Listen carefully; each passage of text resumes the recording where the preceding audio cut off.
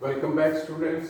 आज हम पढ़ेंगे केमिकल कोऑर्डिनेशन एंड इंटीग्रेशन। ठीक है, तो केमिकल कोऑर्डिनेशन जो होता है, न्यूरल कोऑर्डिनेशन के साथ साथ इंसानों के अंदर एक और कोऑर्डिनेशन होता है, दैट्स कॉल्ड केमिकल कोऑर्डिनेशन। ठीक है, because most of the interior cells of our body जो होती है, सारी सेल्स जो है वो डायरेक्टली कनेक्टेड नहीं होती है जो है न्यूरल कंट्रोल के साथ, नर्वस सिस्टम के साथ। इसलिए एक और कोऑर्डिनेशन की ज़रूरत भी पड़ती है यहाँ पर, that's called as chemical coordination. Both neural coordination and chemical coordination ये एक दूसरे एक साथ वर्क करते हैं और तभी जाकर हमारी बॉडी में जो है प्रॉपर फंक्शंस जो है वो पॉसिबल होती है। अंडरस्टैंड? तो हम पढ़ेंगे आज about endocrine glands and hormones. देखो, केमिकल कोऑर्डिनेशन हमारी बॉडी में जो होता है that occurs because of chemical substances called as hormones हैं। ये हार्मोन्स जो होते हैं ये हमारी बॉडी में स्पेशल ग्लैंड्स होते हैं जिन्हें कहते हैं एंडोक्राइन ग्लैंड्स। ये उन एंडोक्राइन ग्लैंड्स से रिलीज होते हैं। एंडोक्राइन ग्लैंड्स और हमने इनके जो है हार्मोन्स पढ़ने हैं। ठीक है, तो एंडोक्राइन ग्लैंड्स कौन से ग्लैंड्स होते हैं हमारी बॉडी में? ग्लैंड आप जानते हो, ग्लैंड एक ऐसा टिश्यू होता है या ऑर्गन होता है जो स्पेशलाइज्ड होता है कोई केमिकल सेक्रेशन रिलीज करने के लिए। तो एंडोक्राइन ग्लैंड्स आपने 10th में भी पढ़े हैं। इनको कहते हैं हम डक्टलेस ग्लैंड्स कहते हैं ना, डक्टलेस ग्लैंड्स कहते हैं। They do not have their ducts, इनके डक्ट्स नहीं होते हैं। ठीक है, तो इनकी सेक्रेशंस को हम कहते हैं हार्मोन्स। ठीक है, तो ये डक्टलेस ग्लैंड्स होते हैं विच सिक्रीट हार्मोन्स हैं, जिनसे प्रोड्यूस होते हैं, सिक्रीट होते हैं हार्मोन्स। तो इनकी सिक्रीशंस को हार्मोन्स कहते हैं। हाँ, इनकी डक्ट्स नहीं होते हैं। ये अपनी सिक्रीशंस को डाल देते हैं सीधे ब्लड सप्लाई में। They pour their secretions directly in blood supply. ठीक है, तो डायरेक्टली ब्लड सप्लाई में जो है वो डाल देते हैं अपनी सिक्रीशंस को। कौन? ये एंडोक्राइन ग्लैंड्स जिनको हम कहते हैं डक्टलेस ग्लैंड्स। ठीक है, तो इनकी सिक्रीशंस को हम कहते हैं हार्मोन्स। हार्मोन्स जो होते हैं असल में हार्मोन्स इंफॉर्मेशन मॉलिक्यूल्स होते हैं। क्या होते हैं? इंफॉर्मेशन मॉलिक्यूल्स जिनको हम कहते हैं। हाँ, दीज आर नॉन न्यूट्रिएंट, इनको हम कहते हैं ये नॉन न्यूट्रिएंट केमिकल्स होते हैं। हाँ, which do not act as nutrients. हाँ, these are non nutrient chemicals which act as intercellular messengers. Non nutrient chemicals which act as intercellular, जो एक्ट करते हैं एज इंटरसेल्यूलर मैसेंजर्स, यानी मैसेजेस को carry करते हैं। Intercellular messengers and are produced in trace amounts है, and ये हमेशा प्रोड्यूस होते हैं and are produced in trace amounts, means बहुत कम क्वांटिटी में ये जो है वो रिलीज होते हैं और उसी क्वांटिटी में ये फंक्शन भी करते हैं। हाँ, कम क्वांटिटी में ही ये जो है फंक्शनल होते हैं। तो ये इंफॉर्मेशन मॉलिक्यूल्स होते हैं, नॉन न्यूट्रिएंट केमिकल्स होते हैं जो हमारी बॉडी में स्टिमुलेटेड एंडोक्राइन ग्लैंड से रिलीज होते हैं। अंडरस्टैंड? और स्टिमुलेटेड एंडोक्राइन ग्लैंड्स इनको रिलीज करते हैं in response to the stimulus. Stimulus चाहे बाहर से हो चाहे अंदर हो, जो भी स्टिमुलस हो उसके जो है रिस्पांस में रिलीज होते हैं एंडोक्राइन ग्लैंड से। जब एंडोक्राइन ग्लैंड्स एक्टिवेट हो जाते हैं वो इनको रिलीज करते हैं और इनको रिलीज करते हैं ट्रेस अमाउंट्स में। फिर ये जाकर बॉडी के अंदर कोई फिजियोलॉजिकल एक्टिविटी जो होती है, जो आप पढ़ रहे हैं कोई फंक्शन, उसको स्टार्ट करते हैं या स्टॉप करते हैं। ठीक है, इस तरह ये हमारे अंदर कोऑर्डिनेशन का काम करते हैं। तो मैं कहूँगा ये हार्मोन्स जो होते हैं ये होते हैं complex organic chemical substances, complex organic chemical substances of different chemical nature। इनका नेचर जो होता है डिफरेंट केमिकल नेचर होता है, यानी कोई प्रोटीन का बना होता है, कोई कार्बोहाइड्रेट का, कोई फैट का बना होता है, ठीक है। तो आपने कैरेक्टरिस्टिक्स हार्मोन्स की पढ़ी हुई है आपके जो है 10th क्लास में। ये हार्मोन्स जो होते हैं ये हमेशा ये निकलते हैं कहाँ से? These are released by stimulated endocrine glands. ये स्टिमुलेटेड एंडोक्राइन ग्लैंड्स से निकलते हैं और ये जो है कैरी करता है इनको blood, they are carried by blood, और ब्लड इनको ले जाता है टारगेट ऑर्गन्स पे। तो ये टारगेट स्पेसिफिक होते हैं, ठीक है। ये मतलब टारगेट स्पेसिफिक होना, यहाँ पर ये जहाँ से निकलते हैं वहाँ ये काम नहीं करते हैं, ब्लड इनको ले जाता है, इनके ऊपर एक इंफॉर्मेशन लिखी होती है कि इसने कहाँ पर काम करना है, तो वो ऑर्गन इनको रिसीव करके वहाँ ये काम कर देते हैं, उसको कहते हैं target organ. So they are target specific and ये फंक्शनल होते हैं ट्रेस अमाउंट्स में, हाँ। They are released in trace amounts and functional in trace amounts। छोटे छोटे अमाउंट्स में, स्मॉल क्वांटिटीज में ये फंक्शनल होते हैं, काम करते हैं। कौन? ये हार्मोन्स, ठीक है। तो ये हार्मोन्स निकलते हैं हमारे एंडोक्राइन ग्लैंड्स से, ठीक है। तो अब हम पढ़ेंगे ह्यूमन एंडोक्राइन सिस्टम, ठीक है। ह्यूमन एंडोक्राइन सिस्टम में हम शुरू करेंगे डिफरेंट एंडोक्राइन ग्लैंड्स को, और फिर हर एक एंडोक्राइन ग्लैंड से कौन सा हार्मोन रिलीज होता है वो हम जो है पढ़ेंगे, ठीक है। तो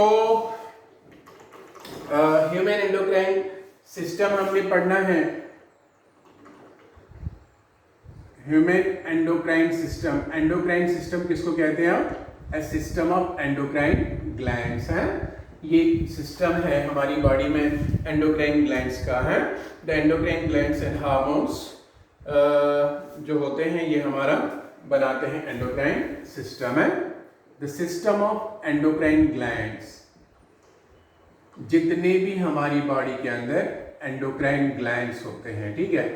system of endocrine glands along with their secretions, इनकी secretions को क्या कहते हैं? इनकी secretions को कहते हैं हार्मोन्स। ये बनाता है हमारी बॉडी के अंदर जो है बनाता है जिसको हम कहते हैं एंडोक्राइन सिस्टम। तो हमारा एंडोक्राइन सिस्टम जो होता है इसके अंदर बहुत से जो है टिपिकल एंडोक्राइन ग्लैंड्स आते हैं। जैसे नंबर ए हमारा होता है जिसको कहते हैं पिट्यूटरी ग्लैंड। हाइपोथैलेमस से शुरू होते हैं, हाँ।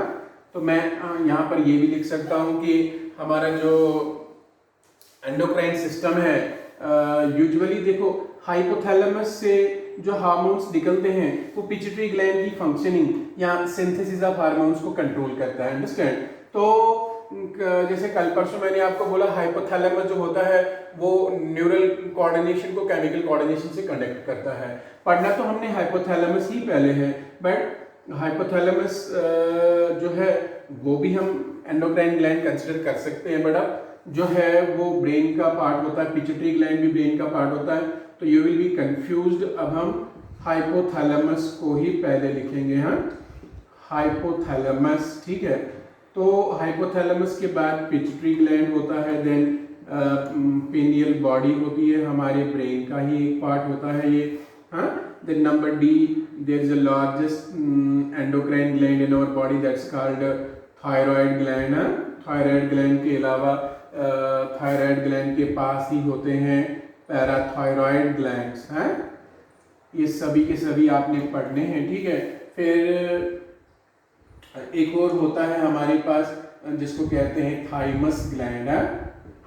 थाइमस ग्लैंड के अलावा हमारे पास होता है पेनक्रियास। पेनक्रियास तो एंडोक्राइन ग्लैंड नहीं है, बड़ा ये मिक्स्ड ग्लैंड है, मगर एंडोक्राइन भी और एक्सोक्राइन भी। इसका एंडोक्राइन पार्ट हमने पढ़ना है, एक्सोक्राइन मैंने आपको पढ़ाया है जब मैंने डाइजेस्टिव ग्लैंड्स पढ़ाए थे, ठीक है।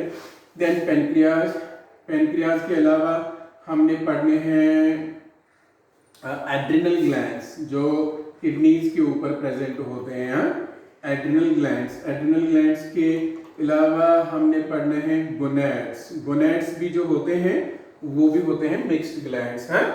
तो ये है स्पेशल एंडोक्राइन जो हमारा एंडोक्राइन सिस्टम बनाता है, हाँ। तो कुछ और भी है जो ऑर्गन्स होते हैं जिनसे हार्मोन्स रिलीज होते हैं, जैसे गैस्ट्रोइंटेस्टाइनल ट्रैक्ट, लिवर से, किडनी से, हार्ट से, तो वो भी हम थोड़ा थोड़ा उनके बारे में भी पढ़ेंगे।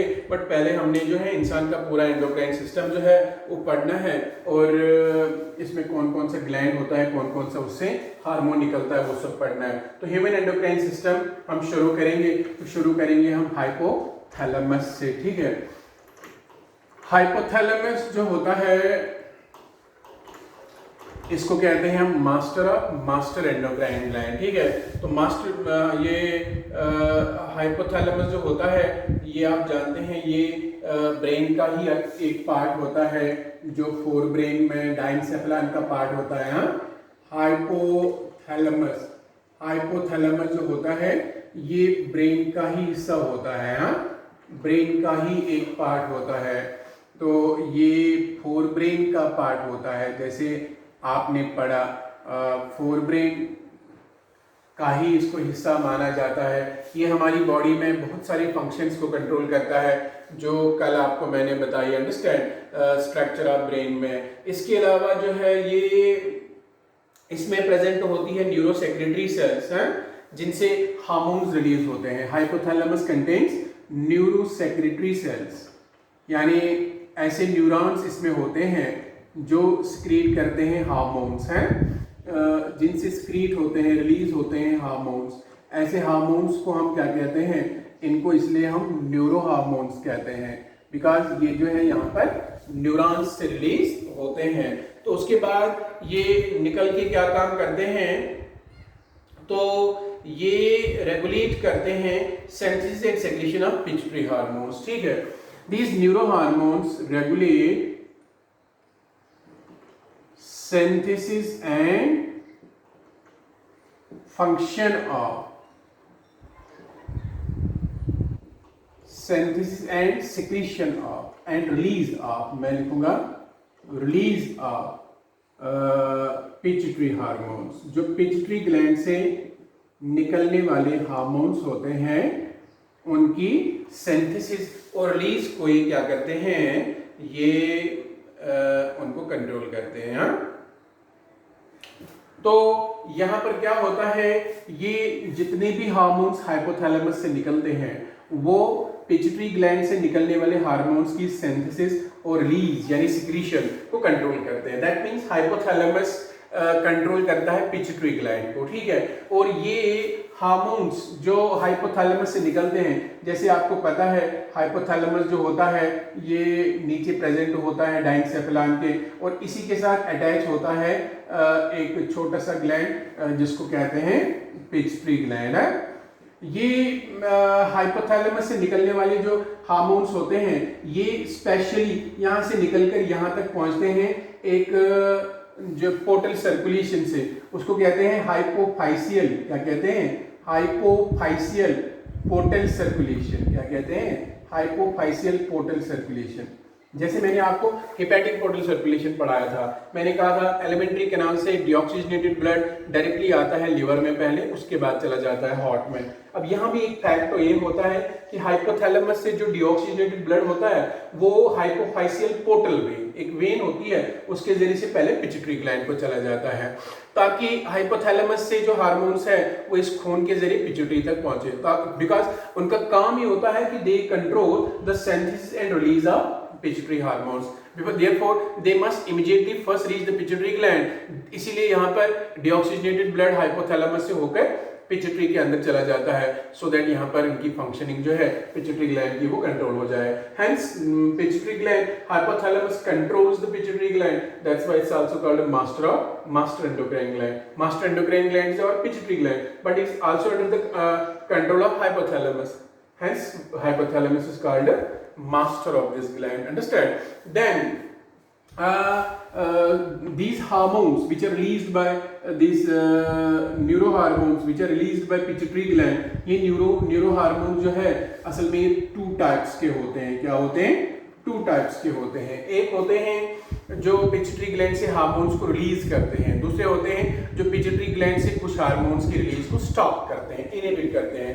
तो ये 2 किस्म के होते हैं, अंडरस्टैंड। एक को बोलते हैं हम रिलीजिंग हार्मोन्स एंड दूसरे को बोलते हैं हम इनहिबिटिंग हार्मोन्स है।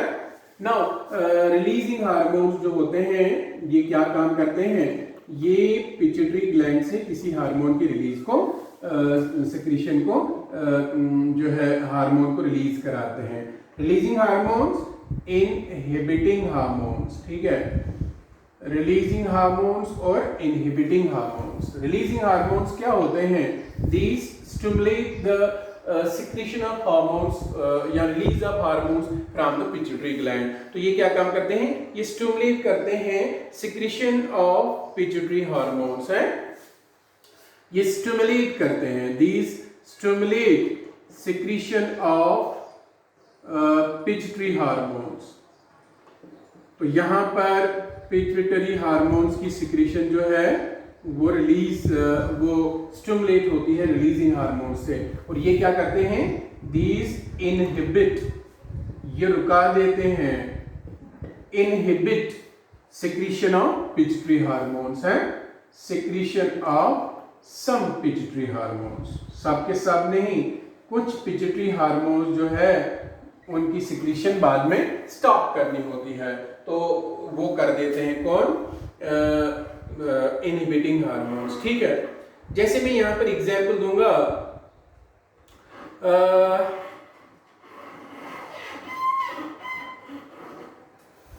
जैसे मैं यहां पर एग्जांपल दूंगा, एक हार्मोन है, मैं यहां पर एग्जांपल दूंगा, for example gonadotropin releasing hormone है, इसको कहते हैं गोनेडोट्रोपिन रिलीजिंग हार्मोन। ये हार्मोन जो होता है इसको हम बोलते हैं रिलीजिंग हार्मोन। ये क्या काम करता है, gonadotropin releasing hormone pituitary gland में जाता है और वहां पर गोनेडोट्रोपिक हार्मोन को रिलीज कराता है। किसको कराता है, गोनेडोट्रोपिन रिलीजिंग हार्मोन, GnRH जिसको कहते हैं, गोनेडोट्रोपिन PHIN, ठीक है। गोनेडोट्रोपिन रिलीजिंग हार्मोन जो होता है ये क्या काम करता है, ये हाइपोथैलेमस से निकलता है और ये पिट्यूटरी ग्लैंड की को स्टिमुलेट करता है और वहां से निकलता है गोनेडोट्रोपिन हार्मोन, ठीक है। बल्कि एक और हार्मोन होता है जो जिसको हम कहते हैं सोमैटोस्टैटिन। फॉर एग्जांपल सोमैटोस्टैटिन एक हार्मोन है जो हाइपोथैलेमस से निकलता है और ये क्या करता है, ये इनहिबिट करता है रिलीज ऑफ ग्रोथ हार्मोन। जब ग्रोथ हार्मोन निकलता है उसके बाद इसको स्टॉप किया जाता है, ठीक है, कुछ टाइम के बाद, तो फिर ये इसकी रिलीज को स्टॉप कर देता है, ठीक है। तो इस तरह यहाँ से हाइपोथैलेमस से जो भी हार्मोन्स निकलते हैं वो पिट्यूटरी ग्लैंड के ऊपर एक्शन करते हैं, या वहाँ क्या करते हैं वो काम, वहाँ पर वो किसी हार्मोन की सिक्रीशन को रिलीज करते हैं, यानी हार्मोन को रिलीज कराते हैं या किसी की सिक्रीशन को स्टॉप कराते हैं, अंडरस्टैंड। तो दैट मीन्स ओवरऑल हम कह सकते हैं कि हाइपोथैलेमस के जितने भी हार्मोन्स होते हैं वो काम करते हैं पिट्यूटरी ग्लैंड के ऊपर ही। इससे 5, 8, 9 किस्म के हार्मोन्स निकलते हैं, वो आपने 10th में भी पढ़े हुए हैं, अंडरस्टैंड। तो चूंकि हमने पढ़ने ही है वो पिट्यूटरी ग्लैंड में, अंडरस्टैंड, तो इसलिए वहां पर हम पढ़ेंगे तो अकॉर्डिंगली आपको पता चलेगा कि यहाँ से कौन सा हार्मोन निकलता होगा। असल में पिट्यूटरी ग्लैंड से जो हार्मोन निकलते हैं उनके ही ऊपर इनके नाम होते हैं, हाइपोथैलेमस के हार्मोन्स के। दैट मीन्स जो हार्मोन पिट्यूटरी ग्लैंड से रिलीज होगा उसी तरह का यहाँ पर सिग्नल आएगा हाइपोथैलेमस से। फॉर एग्जाम्पल वहां पर रिलीज होगा thyroid stimulating hormone pituitary gland से, तो यहाँ पर उसका सिग्नल आएगा thyroid stimulating hormone releasing hormone. अगर फिर इनहिबिट करना होगा तो इनहिबिटिंग हार्मोन, बट ऐसा होता नहीं है, वो सिर्फ रिलीजिंग हार्मोन ही होता है, ठीक है। तो अब हम पढ़ेंगे पिट्यूटरी ग्लैंड। दूसरा जो ग्लैंड है जिसको हम कहते हैं पिट्यूटरी ग्लैंड। पिट्यूटरी ग्लैंड को हम क्या कहते हैं, it's called master endocrine gland, because बाकी सारे एंडोक्राइन ग्लैंड जो होते हैं वो इसके कंट्रोल में होते हैं, इसीलिए इसको मास्टर एंडोक्राइन ग्लैंड कहते हैं।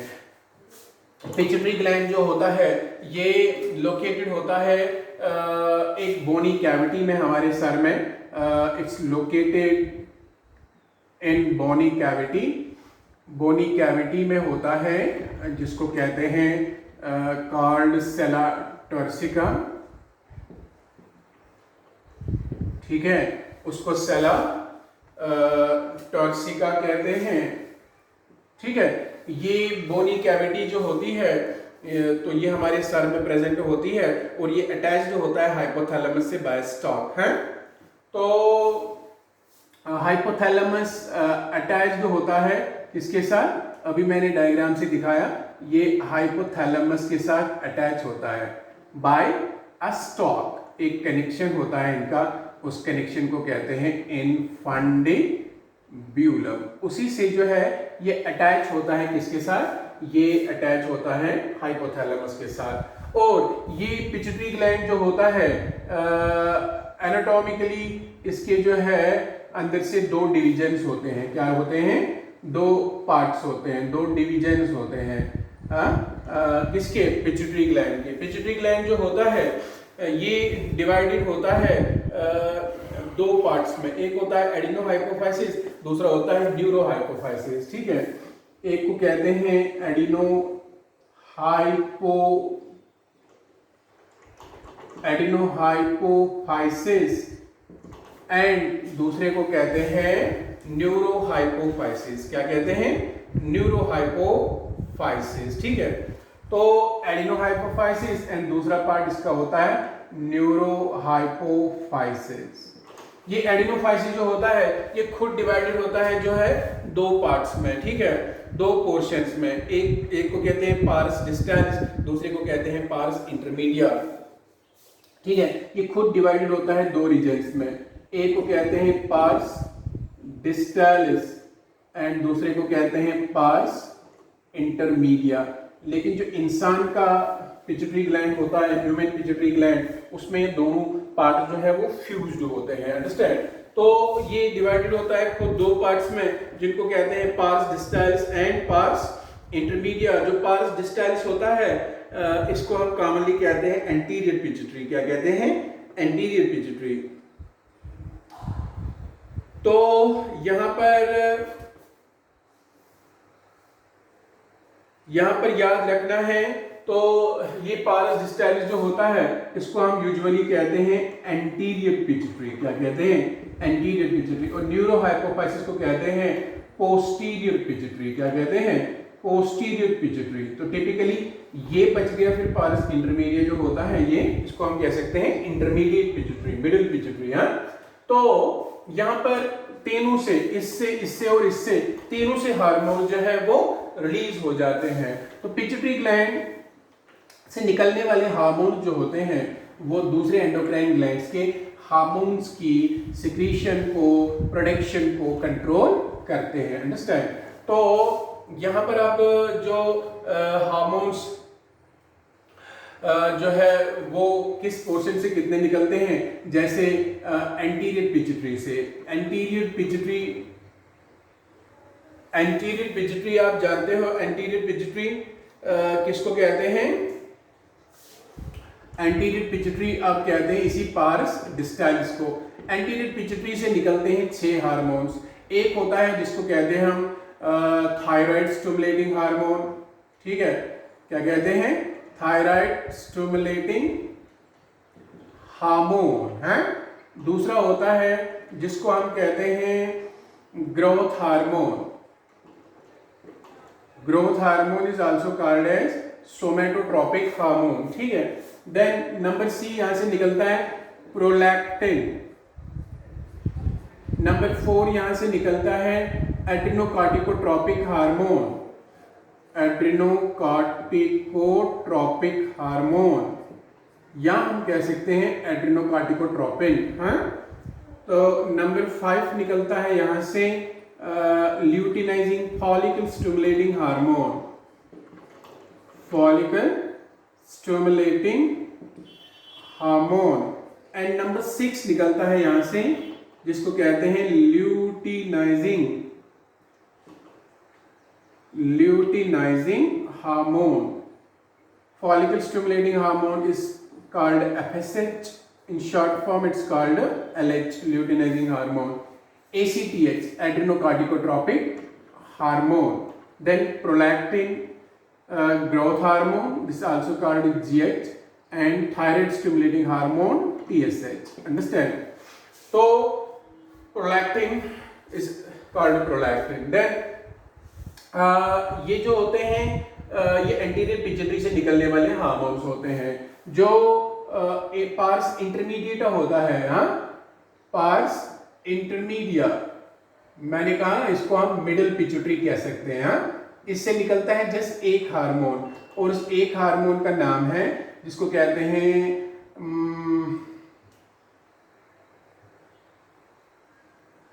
मेलानोसाइट स्टिमुलेटिंग हार्मोन है। This hormone is called melanocyte stimulating hormone. एक ही हार्मोन यहां से प्रोड्यूस होता है। तो तीसरा पोर्शन इसका रहता है फिर जिसको कहते हैं पोस्टीरियर पिट्यूटरी। हाँ, पोस्टीरियर पिट्यूटरी। पोस्टीरियर पिट्यूटरी जो होता है वो असल में स्टोर करता है दो हार्मोन्स को। वो हाइपोथैलेमस के ही हार्मोन्स होते हैं, उनको स्टोर करता है और फिर उनको रिलीज भी करता है। एक है जिसको कहते हैं ऑक्सीटोसिन, हाँ, एंड दूसरा होता है जिसको कहते हैं वैसोप्रेसिन। ऑक्सीटोसिन एंड दूसरा होता है vasopressin. It's also called anti diuretic hormone, ADH है। एंटी डायूरेटिक हार्मोन इसको कहते हैं, एंटी डायूरेटिक हार्मोन। तो ठीक है, कितने हार्मोन्स यहां से निकलते हैं? 2 यहां से भी निकलते हैं। 6 एक साथ 2 9 हार्मोन्स यहां से पिट्यूटरी ग्लैंड से जो है वो रिलीज हो जाते हैं। ठीक है, तो यहां पर आपने याद रखना है थायराइड स्टिमुलेटिंग का काम क्या होता है। ये थायराइड ग्लैंड को जो है वो एक्टिवेट करता है ताकि वो अपने हार्मोन्स को बाहर निकाले, जैसे T3 T4, वो आपने बाद में पढ़ना है। तो ये उनकी जो है वो सिक्रीशन को कंट्रोल करता है। अंडरस्टैंड? नाउ इसके बाद क्या होता है, तो इसके बाद जो है ग्रोथ हार्मोन निकलता है। ग्रोथ हार्मोन आप जानते हैं ये हमारी बॉडी की ग्रोथ को स्टिमुलेट करता है। ये जब रिलीज होता है तो लॉन्ग बोन्स की ग्रोथ कराता है, सेल डिवीजन को एक्सीलरेट कराता है, डेवलपमेंट ऑफ मेंटल फैकल्टीज होता है, यानी एक डेवलपमेंट होता है, ग्रोथ होती है एक बच्चे में because of the growth hormone. ठीक है, नाउ इसके अलावा जो क्या कहते हैं इसको, प्रोलैक्टिन होता है। प्रोलैक्टिन जो होता है ये प्रेग्नेंट फीमेल्स के अंदर जो है वो रिलीज होता है। और प्रोलैक्टिन का काम क्या होता है, प्रोलैक्टिन रेगुलेट करता है growth of mammary glands and formation of milk in them. ठीक है, तो ये जो होता है प्रोलैक्टिन का काम क्या होता है, ये फीमेल्स के अंदर मेमोरी ग्लैंड्स की ग्रोथ कराता है और बाद में उनसे सिक्रीशन ऑफ मिल्क कराता है जब बच्चे की डिलीवरी हो जाती है। देन एड्रेनोकार्टिकोट्रोपिक हार्मोन, ये ऐसा हार्मोन होता है जो एड्रिनल ग्लैंड के कॉर्टिकल रीजन को, कॉर्टेक्स वाले रीजन को, यानी एड्रिनल कॉर्टेक्स को रिलीज स्टिमुलेट करता है, वहां से निकलने वाले जो डिफरेंट ग्रुप्स ऑफ हार्मोन्स होते हैं, स्पेशली ग्लूकोकॉर्टिकॉइड्स जो आप बाद में पढ़ेंगे। देन फॉलिकल स्टिमुलेटिंग हार्मोन का काम होता है, ये जो है दोनों हार्मोन जो है इनको एक साथ कहते हैं गोनेडोट्रोपिन्स। दोनों गोनेड्स के ऊपर जो है वो एक्शन करते हैं। ठीक है, और यहाँ पर जो फॉलिकल स्टिमुलेटिंग हार्मोन होता है, ये फॉलिकल स्टिमुलेटिंग हार्मोन जो होता है ये मेल्स के अंदर क्या काम करता है, ये वहां पर सुपरमेटोजेनेसिस को कंट्रोल करता है। किसको कंट्रोल करता है? सुपरमेटोजेनेसिस को। फॉलिकल स्टिमुलेटिंग हार्मोन मेल्स के अंदर सुपरमेटोजेनेसिस को कंट्रोल करता है। और जो है फीमेल्स के अंदर ये क्या काम करता है, फीमेल्स के अंदर ये जब मेंस्ट्रुअल साइकिल स्टार्ट होता है तो ग्रोथ ऑफ ओवेरियन फॉलिकल्स जो होती है अंदर, उनकी ग्रोथ जो होती है वो रेगुलेट करता है कौन? यही फॉलिकल स्टिमुलेटिंग हार्मोन। ठीक है, देन इसके अलावा ये क्या काम करता है, तो फॉलिकल स्टिमुलेटिंग हार्मोन जो होता है ये मेल्स के अंदर, जैसे मैंने कहा आपको, सुपरमेटोजेनेसिस को कंट्रोल करता है और स्पर्म्स की रिलीज को कंट्रोल करता है, और फीमेल्स के अंदर ग्रोथ ऑफ फॉलिकल्स जो होता है वो ये कंट्रोल करता है। अंडरस्टैंड? देन इसके अलावा जो होता है इसके अलावा जो होता है LH, मेल्स के अंदर वो androgen secretion of sex hormones को ये जो है रेगुलेट करता है, और फीमेल्स के अंदर वो ओवुलेशन और कार्पस ल्यूटियम को मेंटेन करता है। ये FSH करता है। तो LH का काम होता है मेल्स के अंदर ये एंड्रोजेंस की रिलीज कराता है। एंड्रोजन यानी जैसे टेस्टोस्टेरोन वो कहाँ से निकलता है? वो निकलता है लेडिक सेल्स से, जिसको कहते हैं इंटरस्टिशियल सेल्स, जो टेस्टिस के अंदर सेल्स प्रेजेंट होती है। तो मेल्स के अंदर ये एंड्रोजेंस की रिलीज को कंट्रोल करता है, और फीमेल्स के अंदर ये क्या काम करता है? ये ओव्यूलेशन कराता है, यानी release of egg from the ovary, ovary से एग का रिलीज होना। ठीक है। इसके अलावा ये ओव्यूलेशन को जो है एंड कार्पस ल्यूटियम को मेंटेन करता है। कार्पस ल्यूटियम एक स्ट्रक्चर होता है ओवरी के अंदर जो बनता है फीमेल्स में दिस ओव्यूलेशन के बाद, एग रिलीज होने के बाद ये प्रेगनेंसी को मेंटेन करता है कार्पस ल्यूटियम। ये आप 12th में पढ़ोगे, तो ये इनका फंक्शन होता है यहाँ पर। ठीक है। फॉलिकल स्टिमुलेटिंग हार्मोन और ल्यूटिनाइजिंग हार्मोन का, तो ये हार्मोन्स जो है ये निकलते हैं एंटीरियर पिट्यूटरी से, इनका काम ये होता है। उसके बाद मेलानोसाइट स्टिमुलेटिंग हार्मोन जो होता है, आप जानते हैं हमारी स्किन के नीचे एक सेल्स होती है, स्पेशल सेल्स, जिनको हम कहते हैं मेलानोसाइट्स। ये उन मेलानोसाइट्स की ग्रोथ करता है और उनसे निकलने वाले सिक्रीशन मेलानिन को कंट्रोल करता है। हाँ? तो मेलानोसाइट स्टिमुलेटिंग हार्मोन जो होता है, इसका काम क्या होता है? मेलानोसाइट स्टिमुलेटिंग हार्मोन का काम जो होता है वो होता है, वो मेलानोसाइट्स को जो क्या काम करता है, मेलानिन कंटेनिंग सेल जो होती है उनकी फंक्शन को रेगुलेट करता है, एंड इस तरह ये रेगुलेट करता है पिगमेंटेशन ऑफ स्किन। इसको पिगमेंटेशन ऑफ स्किन को रेगुलेट करता है। ठीक है। इसके अलावा यानी जो मेलानोसाइट स्टिमुलेटिंग हार्मोन जो होता है, ये मेलानोसाइट्स के ऊपर जो है वो इसका काम करता है। ये मेलानोसाइट्स के ऊपर जो स्किन के अंदर मेलानिन रिलीजिंग सेल्स होती है और हमारी स्किन की पिगमेंटेशन को जो है वो कंट्रोल करता है, या स्किन कलरिंग को कंट्रोल करता है। फिर पोस्टीरियर पिट्यूटरी से निकलने वाले दो हार्मोन्स होते हैं, ऑक्सीटोसिन, वैसोप्रेसिन। ऑक्सीटोसिन जो होता है हमारी बॉडी के अंदर, मेल्स के अंदर या फीमेल्स के अंदर, दोनों में, ये क्या काम करता है? ये स्मूथ मसल्स के ऊपर जो है वो काम करता है। स्मूथ मसल्स को क्या करता है? ये स्टिमुलेट करता है उनकी कंट्रैक्शन को, इनकी कंट्रैक्शन को, स्मूथ मसल्स की कंट्रैक्शन को।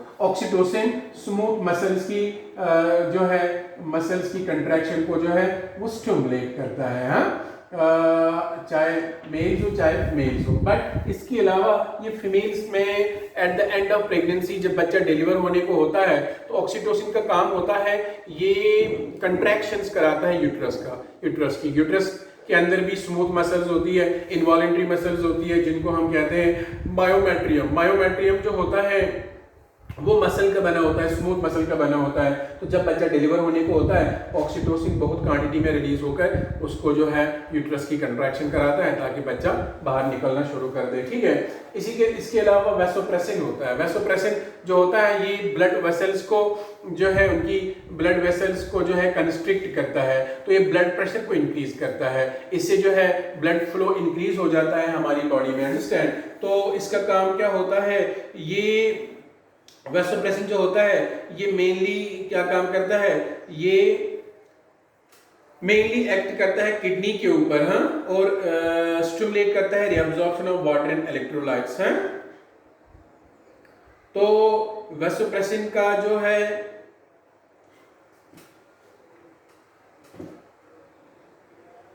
काम जो होता है वो जो है कंस्ट्रिक्शन का भी होता है ब्लड वेसल्स का, और वैसोप्रेसिन जो होता है इसको एंटी डाययूरेटिक हार्मोन कहते हैं। इसका काम क्या होता है? ये किडनी के ट्यूब्यूल्स पे एक्शन करता है, किडनी ट्यूब्यूल्स जो आपने पढ़ा नेफ्रॉन्स पे एक्शन करता है। जब हमारी बॉडी में वाटर की कमी होती है, तो ये जो है वैसोप्रेसिन बहुत हद तक जो है रिलीज होता है और उसके बाद ये क्या काम करता है, ये यूरिन से जो ग्लोमेरुलर फिल्ट्रेट होता है, ये डिस्टल कन्वोल्यूटेड ट्यूब्यूल जो नेफ्रॉन का डिस्टल कन्वोल्यूटेड ट्यूब्यूल वाला पार्ट होता है और कलेक्टिंग डक्ट वाला पार्ट होता है, वहां से वाटर की रिअब्जॉर्प्शन कराते हैं। इस तरह ये हमारी बॉडी के अंदर वाटर को रिटेन करते हैं, वाटर बैलेंस को मेंटेन करते हैं। अंडरस्टैंड?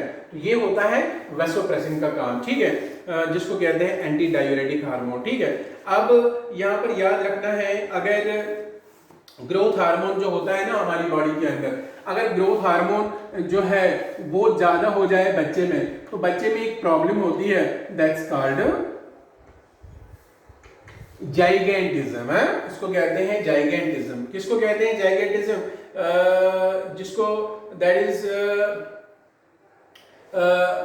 अगर बच्चे में ग्रोथ हार्मोन की जो है वो एक्सेस हो जाए।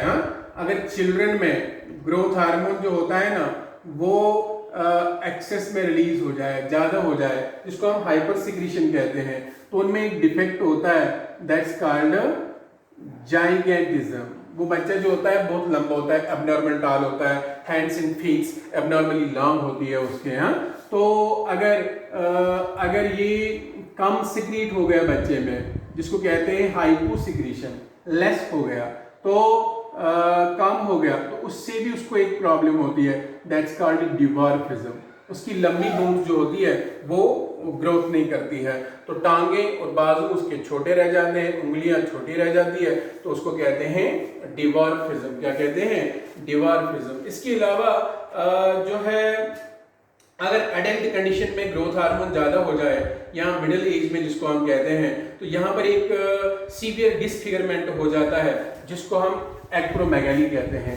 अगर एडल्ट्स में मिडिल एज में एक्सेस हो जाए ग्रोथ हार्मोन की, तो उनको डिसफिगरमेंट हो जाता है, स्पेशली फेस में, और ये प्रॉब्लम बहुत खतरनाक हो सकती है। पहले इसका पता नहीं चलता है, बाद में एबनॉर्मलिटीज आ जाती है फेस में, टिपिकली फेस में ज़्यादा एबनॉर्मलिटीज आती है, या कुबड़ा शुबड़ा निकलता है, बोन्स में डिफेक्ट्स क्रिएट होते हैं, और प्रीमैच्योर डेथ हो सकती है इस इंडिविजुअल की अगर इसको जो है ट्रीट ना किया जाए। Understand? Then disfigurement of face, जिसको हम कहते हैं एक्रोमेगाली। क्या कहते हैं? इस कंडीशन को कहते हैं एक्रोमेगाली। तो एक्रोमेगाली जो होता है ये एडल्ट्स में ग्रोथ हार्मोन की एक्सेस से हो जाता है। ठीक है, नाउ अर्ली स्टेज में इसको डायग्नोज करना बड़ा मुश्किल होता है, बट लेटर स्टेज में ये डायग्नोज हो जाता है अच्छे से। देन यहाँ पर एक और बात याद रखनी है आपने, अगर यहाँ पर क्या हो जाए, एक हार्मोन अभी मैंने पढ़ा है जिसको कहते हैं वैसोप्रेसिन एंटी डायूरेटिक हार्मोन, अगर ये रिलीज ना हो जाए, यानी इसकी हाइपोसिक्रीशन हो जाए, कम रिलीज हो जाए, अगर इसकी कमी हो जाए, अंडरस्टैंड, अगर इसकी जो है डेफिशिएंसी हो जाए, इंपेयरमेंट हो जाए, तो इससे क्या होगा, इससे एडीएच कम रिलीज होगा, और इससे किडनीज की जो एबिलिटी है वाटर कंज्यूम करने की वो कम हो जाएगी। और इससे वाटर लॉस और डिहाइड्रेशन हो जाएगा बॉडी से। यानी बॉडी में वाटर लॉस हो जाएगा, यानी जिसको हम डिहाइड्रेशन कहते हैं। अगर इसकी कमी हो जाए तो इस कंडीशन को, इस बीमारी को कहते हैं डायबिटीज इंसिपिडस। क्या कहते हैं? Diabetes insipidus. ठीक है, इंसिपिडस। नाउ ये कंडीशन जो है ये होती है तब जब हाइपोसेक्रीशन हो जाती है किसकी? ग्रोथ हार्मोन की। ठीक है, तो growth hormone, sorry not growth hormone, this anti diuretic hormone, फिर हमारी बॉडी में वाटर बैलेंस मेंटेन नहीं रहती है, फिर उसके जो है उसका ट्रीटमेंट जो है वो करना पड़ता है, अदरवाइज जो है डिहाइड्रेशन से जान जा सकती है। ठीक है, then that's about the functioning of these adrenal glands, functioning of pituitary gland, understand? Then we will take one more gland, एक और ग्लैंड होता है हमारी बॉडी में जिसको कहते हैं पिनियल ग्लैंड। थर्ड वाला ग्लैंड जो होता है that's called as pineal gland. Pineal gland जो होता है, पिनियल ग्लैंड, ये भी हमारे ब्रेन का ही एक पार्ट होता है। It's located in the dorsal side of forebrain. ये लोकेटेड होता है in dorsal side of forebrain means prosencephalon, यानी ब्रेन का अगला वाला इंटीरियर वाला हिस्सा जो होता है फोरब्रेन में लोकेटेड होता है। यहां से क्या निकलता है, एक हार्मोन निकलता है, एक ही हार्मोन जिसको मेलाटोनिन कहते हैं। इट रिलीजेस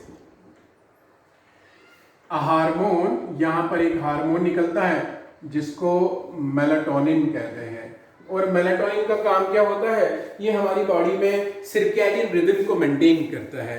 सर्कैडियन रिदम का मतलब होता है 24 आवर जो हमारा साइकिल होता है, वेकअप एंड जो है वो एक्टिव एंड जो है वो इनएक्टिव फेजेस जो होते हैं हमारे दिन के, उसको कंट्रोल करता है।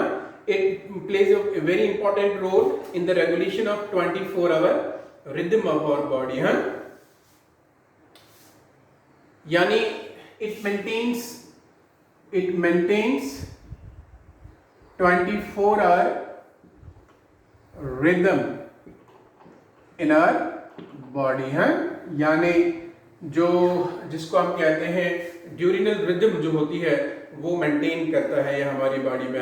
सर्कैडियन रिदम्स जिनको कहते हैं, यानी ये मेंटेन करता है normal rhythms of sleep wake cycle है। ठीक है, जो नॉर्मल हमारा स्लीप वेक साइकिल होता है ना, कब सोना है कब उठना है, जो है वो ये कंट्रोल करता है। यानी मेलाटोनिन जो होता है ये इंड्यूस करता है एक्चुअली, इसकी डिम लाइट में ज़्यादा सेक्रेशन होती है, रात को ज़्यादा सेक्रेशन होती है, तो ये हमारे अंदर स्लीप काज करता है। क्या काज करता है, मेलाटोनिन को हम स्लीपिंग हार्मोन भी कह सकते हैं। क्या कह सकते हैं, स्लीपिंग हार्मोन। इससे हमें नींद आ जाती है। ठीक है, तो ये हमारे नॉर्मल 24 आवर एक्टिविटीज़ को मेंटेन करता है, यानी एक्टिव रहना और जो सो जाना वो ये मेंटेन करता है। It also maintains body temperature. ठीक है, इसके अलावा ये मेंटेन करता है बॉडी टेम्परेचर को। असल में बॉडी टेम्परेचर को मेंटेन करता है hypothalamus, but to some extent ये भी जो है वो कंट्रोल करता है बॉडी के टेम्परेचर को। इसके अलावा ये it also influences metabolism, pigmentation. इसके अलावा ये मेटाबॉलिज्म पे भी थोड़ा सा असर रखता है। मेटाबॉलिज्म जो हमारी बॉडी के अंदर जो केमिकल एक्टिविटी रिएक्शंस होती है, बायोकेमिकल रिएक्शंस, मेटाबॉलिज्म को, पिगमेंटेशन को, मेंस्ट्रुअल साइकिल को है, पिगमेंटेशन। इसके अलावा जो फीमेल्स के अंदर मेंस्ट्रुअल साइकिल होता है उसको टू सम एक्सटेंट ये कंट्रोल करता है, as well as our defence capability. और डिफेंस कैपेबिलिटी जो हमारे अंदर होती है उसको भी कंट्रोल करता है कौन, मेलाटोनिन। ठीक है, तो ये है पेनियल ग्लैंड से निकलने वाला हार्मोन मेलाटोनिन, जो यूजुअली हमारी बॉडी के अंदर 24 आवर जो ड्यूरिनल रिदम होती है, हमारी स्लीप वेक साइकिल होता है, उसको मेंटेन करता है। इसके अलावा ये body temperature, metabolism, pigmentation, menstrual cycle और डिफेंस कैपेबिलिटी को भी मेंटेन करता है पेनियल ग्लैंड। ठीक है, तो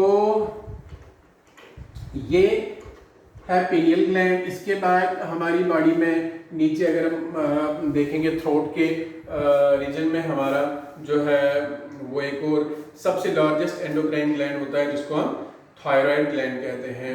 तो thyroid gland, parathyroid gland, thymus और एड्रिनल ग्लैंड्स जो है, बाकी जो भी बचते हैं वो हम जो है कल पढ़ेंगे। ठीक है, तो आज आपने 3 ग्लैंड्स के बारे में पढ़ा, हाइपोथैलेमस, पिट्यूटरी ग्लैंड है, दैट्स पेनियल ग्लैंड। ठीक है, तो इसके अलावा कल हम और जो है एंडोक्राइन ग्लैंड्स पढ़ेंगे। आज के लिए इतना काफ़ी है।